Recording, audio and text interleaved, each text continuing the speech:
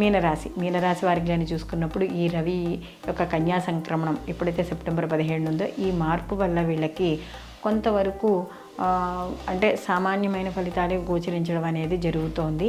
అలాగే ఎప్పుడైతే ఈ సప్తమ స్థానంలో ఈ యొక్క రవి సంచారం అనేది జరుగుతుందో బంధువులు మిత్రుల యొక్క ఏవైతే ఉన్నారో వాళ్ళతో కాస్త ఇబ్బందులు అనేవి ఏర్పడతాయి. అయితే కాస్త కొంచెం అనారోగ్య సమస్యలు, ప్రయాణాలు చేస్తారు, పనులు పూర్తి చేసుకుంటారు, కానీ ఆ పనులు శ్రమతో పూర్తి అవ్వడం అనేది జరుగుతుంది.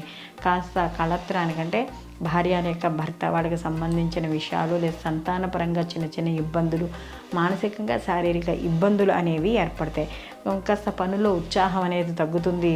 ఏవైతే కార్యక్రమాలు ఉన్నారో కార్యక్రమాల్లో అపజయము లేదా కాస్త పోస్ట్పోన్ అవ్వడము ఇలాంటివి కనపడుతూ ఉంటాయి. కాబట్టి వీళ్ళు ఏ పని చేపట్టినా కూడా పనులు పూర్తి అవ్వాలనుకుంటే మాత్రం ఖచ్చితంగా వీళ్ళు సూర్యారాధన అనేది చేయాలి.